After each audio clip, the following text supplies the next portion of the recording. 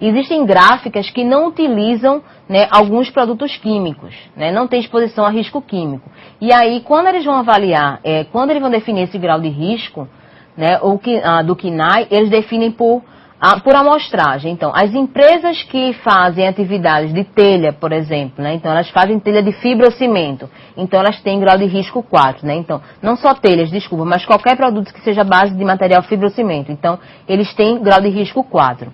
Por que tem grau de risco 4? Porque existe a exposição a algum tipo de produto específico, né? Que a gente fala que é o amianto. Hoje a Brasilite ela não utiliza mais produtos à base de amianto. Então ela retirou o amianto do processo químico dela, mas ela não deixou de ser grau de risco 4, mesmo que ela não tenha exposição a esse risco. Então essa definição é feita por amostragem. Então eles formam aquele grupo, né? Aquele segmento é grau de risco tal, independente do produto químico que é uma gráfica ou outra utilize. Então eu não sei te dizer, se você avaliou e viu que o grau de risco de gráfica é 2, se for, talvez não seja pela exposição do produto químico, mas sim pelo tipo de atividade que aquela empresa desenvolve. Ok? Mais alguma pergunta, tá? Temos aqui algumas perguntas. Do Paulo Currais Novos, no Rio Grande do Norte, a aluna Raquel. Quando as análises do PPRA forem concluídas em uma empresa, para onde devemos enviá-las? Para a empresa ou para o Ministério do Trabalho? Boa pergunta. Desculpa, como é o nome da... Raquel. Raquel. Boa pergunta, Raquel.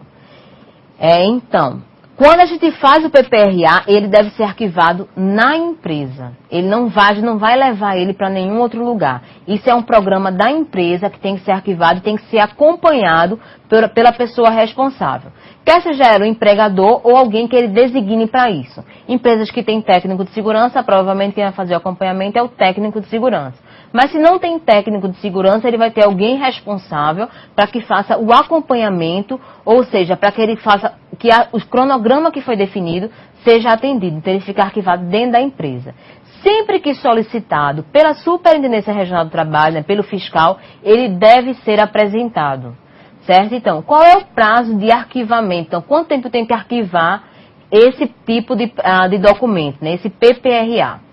Então, eu tenho que arquivar ele, né, pela vida toda, porque é o histórico da empresa, histórico de exposição ao risco da empresa. Então, o que pode acontecer? A empresa, se ela perde, né, se ela não arquiva, ou seja, ela pega aquele documento e ela joga fora, ela não vai ter como avaliar se a sua gestão está boa ou não. Se aquele risco naquele ambiente de trabalho estava maior, né, por exemplo, o ruído, naquele ambiente de trabalho estava maior do que no ano seguinte, então eu preciso avaliar o que foi feito de melhoria. Então a gente tem sempre o objetivo de reduzir a exposição do trabalhador àqueles riscos ambientais que são previstos, para que a empresa não tenha que pagar a insalubridade, porque a insalubridade é ruim para o empregador, porque vai aumentar os custos da empresa, e é ruim também para o empregado, porque o empregado que recebe adicional de insalubridade mostra que ele está exposto a um ambiente que pode denigrir, né, a sua saúde, que vai causar risco da sua saúde. E aí tem que ser, respondendo a sua pergunta mais uma vez, deve ficar arquivado dentro da empresa com alguém que acompanha a sua implantação. Mais alguma pergunta, Tati? Temos sim, do Paulo Currais Novos, novamente, o aluno Roberto. O acidente ocorrido no Golfo do México, nos Estados Unidos, é considerado físico e biológico e no grupo 5? Aquele acidente, ele é avaliado como acidente ambiental, tá? Ele é diferente desses riscos que a gente está falando aqui. Então, assim, se por acaso alguém está trabalhando dentro daquele ali, por que foi que aconteceu? Um impacto ambiental, né? Vamos fugir um pouquinho da nossa aula. Aquilo ali é um impacto ambiental que foi causado por uma atividade que estava sendo desenvolvida. Então, aquela consequência ali. Aquilo ali a gente não avalia como riscos ambientais dentro desse cronograma da parte de saúde e segurança. Aquilo ali são riscos ambientais, né, ou impactos ambientais dentro da cronologia, dentro da avaliação da parte da análise ambiental, que a gente vai falar aqui quando a gente começar a falar da ISO 14001, que é o programa de gestão ambiental que a empresa deve desenvolver. Isso aí é diferente, não tem nada a ver com esse risco que a gente está discutindo aqui. Mais alguma pergunta? Aqui do Poliscada, o aluno Dirami. A CIPA tem a obrigação de esclarecer a todo trabalhador rural os riscos aos quais eles estão expostos, principalmente os riscos químicos, ainda que utilizando o EPI? Muito bom. Boa sua pergunta. Então, será que a gente precisa comunicar? Eu não falo nem só a CIPA, tá? Será que o empregador ele tem que comunicar para os empregados o nível de risco que ele está exposto? Será que ele precisa conhecer o conteúdo do CPPRA? Claro que sim. Ele precisa, ele faz parte, ele é parte integrante desse programa, então é preciso que ele conheça. Então eu fiz a avaliação no posto de trabalho primeiro, que quando a gente vai fazer uma avaliação no ambiente de trabalho, né, eles sempre perguntam o que é isso, para que serve, e eles no final das contas, eles esperam um retorno. O que acontece? E aí a gente precisa quebrar muito, né, essa mistificação, né, essa ideia de que receber, né, adicional de insalubridade é bom, porque o que acontece, muitas empresas quando a gente vai fazer uma avaliação, né, então vocês quando estiverem no ambiente de trabalho, começarem a desenvolver atividades de técnico, né, ou estagiários, vai ter muitas pessoas que vão estar falando para vocês, né, essa empresa aqui, eu estou aqui, fica um calor danado, né, como eles falam, é um calor danado, e eu estou exposto aqui a esse calor e eu não recebo nenhuma insalubridade, nenhum adicional por isso. Eu não recebo nada mais no meu salário. Não recebo 20%, não recebo 40%, né? Não recebo 10%. Então, eles vão estar sempre falando isso daí. O que acontece?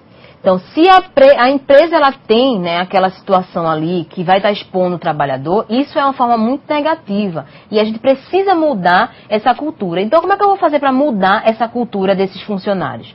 Mostrando para eles aquele ambiente, qual é o nível, né, que a gente conseguiu avaliar. Quantificava. Então, qual foi o nível que estava à disposição naquele posto de trabalho e quais são as ações que estão sendo tomadas para que a gente consiga reduzir aquilo ali. É treinamento? É enclausuramento, né, que eu tenho que fazer? É adotar um novo tipo de proteção? Ou então inserir algum tipo de EPI, já que aquela atividade não utilizava, depois da avaliação, viu que é necessário utilizar o EPI? Por quê? Quando o funcionário ele utiliza EPI, né, mesmo que o ambiente ele seja insalubre, o EPI, né, vamos falar um pouco na parte de ruído, né, que a gente vai discutir um pouco mais, eu vou mostrar os equipamentos para vocês. O que acontece?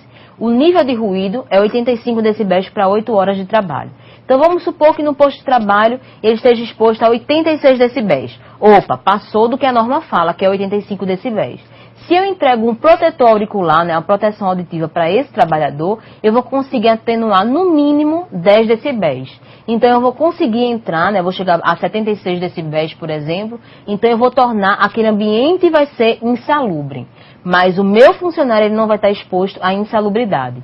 Então é preciso que ele conheça o porquê dele estar utilizando aquele tipo de equipamento, né? Ou entender o porquê que a gente adotou um sistema de ventilação diferente, por causa da exposição que existia ao calor, ou porquê que eu coloquei um sistema de exaustão na minha máquina que gerava muitos vapores orgânicos. Então ele precisa conhecer o porquê daquilo ali e o benefício que vai ter à sua saúde. Mais alguma pergunta, Tati? Do Polo Cabo Centro, o aluno Márcio. Ele pergunta se o PPRA é igual ao mapa de risco. Então, o PPRA não é igual ao mapa de risco. O mapa de risco é feito pela CIPA e tem que estar fixado dentro da área de trabalho.